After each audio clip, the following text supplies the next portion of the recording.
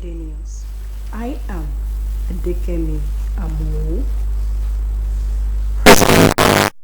Air distributions of federal projects are not skewed in favor of any of the six geopolitical zones.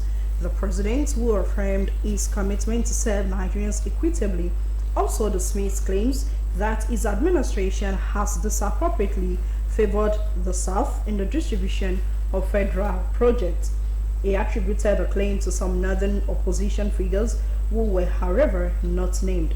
In a post on his verified X handle at Official Bat, the president declared that the oath he took upon assumption of office compels him to work for every Nigerian, irrespective of region, religion, or political affiliation. To counter allegations of lopsided project allocation, the president released an infographic showing that northern sub-regions have received the bulk of federal projects and budgets under his administration. According to the data, the Northwest has 5.97 trillion worth of projects, the North Central has 1.13 trillion, and the Northeast also has 400 billion, making a northern aggregate of 7.5 trillion naira. In contrast, the South accounts for 2.41 trillion, the Southwest has 604 billion naira, excluding Lagos, and the Southeast has 407 billion naira, totaling 3.421 trillion naira. Highlighting ongoing infrastructure investments, Tinubu pointed to the Lagos-Calabar Highway in the south. He also listed the rehabilitation of health centers nationwide, approval for light rail projects in Kano, Kaduna, Lagos, and Ogun, the revival of the 255-meter Kaduna power plant, the construction of bridges in Onitsha and Boni, the expansion of oil exploration in Bauchi and Gombe, and progress on the AKK gas pipeline. Transportation Minister Ahmed Alkali has assured Nigerians that the damaged portion of the Abuja-Kaduna tracks will be restored in the next 10 days. Alkali announced the repair works in Abuja following an inspection of the accident scene following some portions of the railway tracks and coaches that were damaged when a Kaduna-bound train derailed at Asham Station. There were 618 passengers, including the personnel of the Railway Corporation, while 7 of them sustained varying degrees of injury in the accidents. The minister hailed security personnel and other stakeholders for ensuring the safety of the passengers, the workers, and the railway infrastructure in the ongoing operations to restore the damaged tracks and coaches. He stated that the NRC workers have been working day and night to ensure that the clearing and repairing of the damaged tracks are completed at the earliest possible time.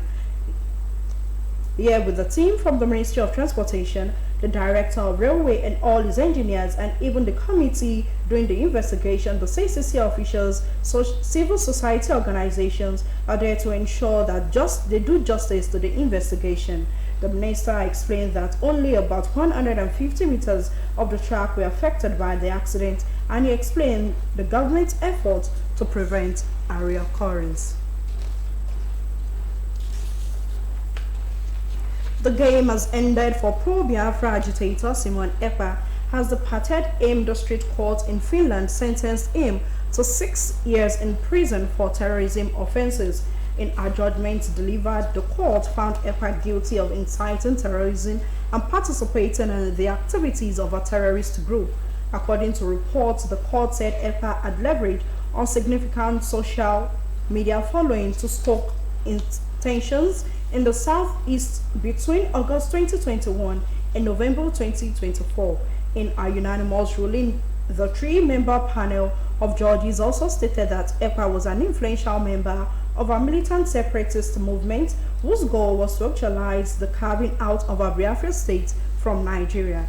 The district court also noted that Ekpa had supplied certain groups with weapons, explosives, and ammunition through what reports called his network of contacts in the region, and he was also found to have encouraged his followers in social media platform X to commit crimes in Nigeria. The court also convicted Ekpa of aggravated tax fraud and violating the provision of the Attorneys Act. Ekpa is a self-acclaimed disciple of Nnamdi Kanu, leader of the proscribed indigenous people of Biafra. Meanwhile, the federal government and Chief of Defense Staff General Christopher Musa have celebrated what they described as the landmark judgment which sentenced the self-styled pro-Biafra agitator to 6 years imprisonment. Minister of Information and National Orientation Mohammed Idris described the ruling as a watershed for countless innocent Nigerians whose lives and livelihood had been impacted negatively by ECWA's activities. General Musa, in a statement by the Director of Defense Information, Brigadier General Tukogusu, said the ruling reinforced the principle that perpetrators of terrorism would face justice regardless of their location. According to him, this judgment sends a strong message that there is no safe haven for individuals or groups who sponsor or encourage acts of terror against Nigeria or any other sovereign state. General Musa added that the armed forces of Nigeria commend the Finnish authorities for their diligence in ensuring that justice is served. The federal government therefore urged those who have been influenced by the convicted self-acclaimed agitator to carry arms against their fatherland to immediately lay them down and embrace the path of peace. Residents of Kankara town in Katsina State have raised concern over continued possession of arms by suspected Fulani bandits despite the peace dialogue held with the group. Some community members expressed worry that despite reconciliation talks, some of the bandits still move freely carrying weapons. A resident who spoke on condition of anonymity questioned the rationale behind negotiating peace while armed men were left unchecked in communities. The concerns intensified after videos surfaced online showing armed men riding motorcycles in the area, openly displaying weapons. The footage, which had since gone viral, has further fueled doubts about the sincerity of the peace process and the safety of residents. Meanwhile, the police command in Katsina has intercepted 2 suspected gun runners with general purpose machine gun 163 rounds of ammunition and 232 rounds of ammunition. This is contained in a statement by the Force Fleet Public Relations Officer DCP Olumuyiwa Adejobi and made available to newsmen in Katsina. Adejobi, who identified the suspect as Abdusalam Mohammed and Aminu Mahaman, said they were intercepted on the Ngiwa Karu village road in Katsina State. He revealed that they were apprehended following credible intelligence on their activities, which resulted in a swift tactical response from the police operatives. Upon searching their operational vehicles, according to him, a blue-colored Volkswagen Golf, the exhibits were found concealed inside the vehicle. The force prior explained that preliminary investigations indicated that the items were being transported from Adhej in Jigawa to Sanfara local government area in Katsina State for distribution to notorious criminals. Adejobi said that the suspects were currently in custody and an in-depth investigation was ongoing to uncover the source, destination network, and possible affiliations of the recovered arms. He reiterated the commitment of the force to dismantle all forms of organized criminal networks operating across the country.